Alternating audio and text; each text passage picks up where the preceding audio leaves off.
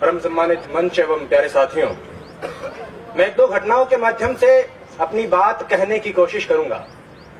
ये गुजरात के राजकोट में रहने वाली एक स्कूल अध्यापिका जयश्री बेन के जीवन की कहानी है। दुनिया की हर मां की तरह उस मां ने भी बहुत से सपने देखे, अपने इकलौते बेटे को खूब पढ़ाया लिखाया, अच्छी तालीम दिलाई। बेटा भी सफल हुआ, प्रोफेसर बन गया, डॉक्टर बहू से शादी हो गई, घर में पैसों की कोई कमी नहीं रही, जीवन में सब कुछ ठीक ही चल रहा था। लेकिन बुरे दिन कुछ ऐसे आए कि बूढ़ी मां को लकवा मार गया, पैरालिसिस हो गया, हाथ पैरों ने काम करना बंद कर दिया, तो मां अब बिस्तर पर पड़ी रहने लगी। एक रोज कुछ यूं हुआ बीमारी के दिनों में कि बेटे ने मां को सहारा देकर खड़ा किया। मां बड़ी खुश हुई कि मेरा बेटा मेरे बुढ़ापे की लाठी बन रहा है। बेटा मां को पकड़कर धीरे धीरे सीढ़ियों के सहारे छत पर ले गया। मां बड़ी खुश हुई कि मेरा बेटा मुझे धूप दिखाने ले जा रहा है।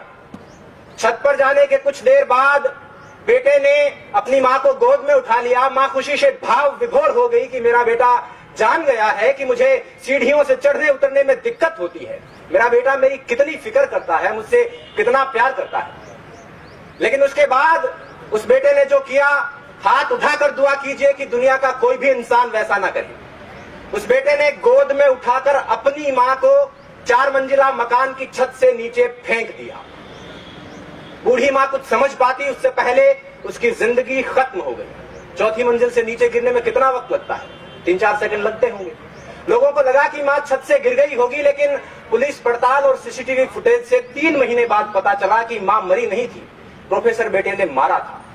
और पुलिस पूछताछ में प्रोफेसर साहब ने कहा कि मैं मां की बीमारी से तंग आ गया था और इस आफत से पीछा छुड़ाना चाहता था। इल्म की तासीर जब गुरूर में बदली, बुनियाद रिश्तों की महज दस्तूर में बदली और बुजुर्गों को फकत आफत समझ बैठी औलाद आदम की बड़े बेनूर में बदली।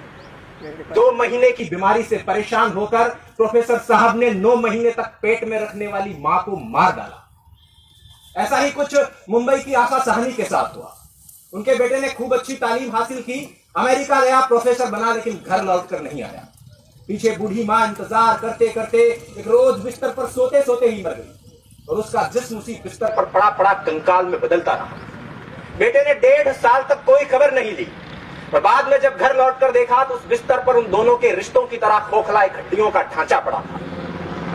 ऐसा ही कुछ सूरत की चंपाबेन के साथ हुआ, ऐसा ही कुछ इलाहाबाद के कमलेंद्र श्रीवास्तव के साथ हुआ, ऐसा ही कुछ इसी शहर के ब्रह्मपुरी में रहने वाले एक बुजुर्ग के साथ हुआ।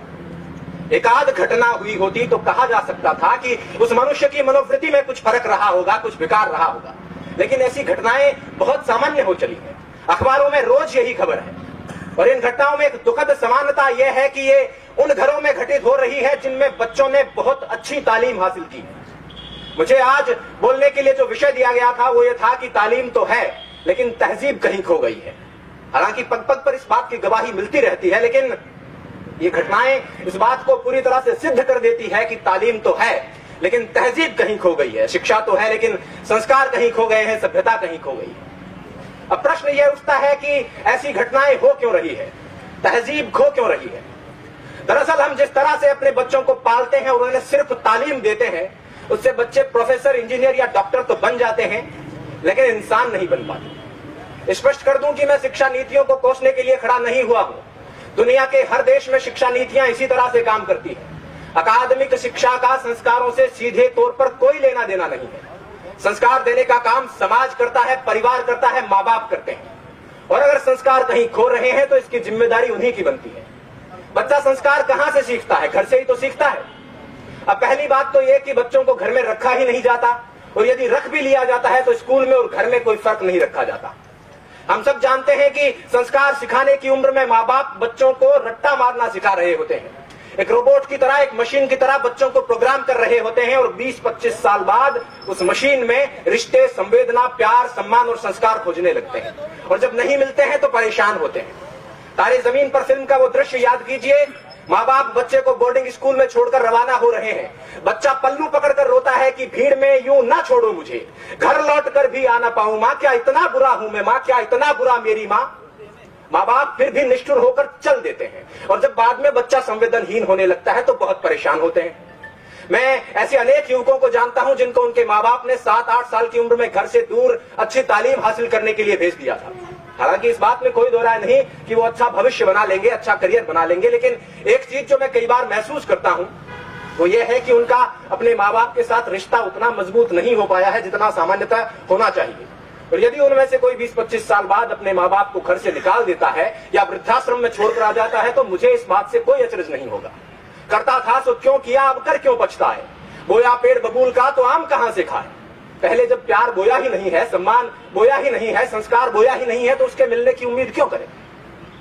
खैर, मैंने काफी समय ले लिया है। अंत में चलते चलते बस इतना कहना चाहूंगा कि जयश्री बहन तो छत से फेंके जाने के बाद नीचे गिरते वक्त कुछ सोच पाई थी या नहीं सोच पाई थी मुझे नहीं मालूम, लेकिन अगर आपके साथ ऐसा हुआ, भगवान ना करे ऐसा हुआ, तो आप ये जरूर सोचेंगे कि तालीम के साथ तहजीब भी दे दी होती तो इस तरह नहीं बढ़ना पड़ता।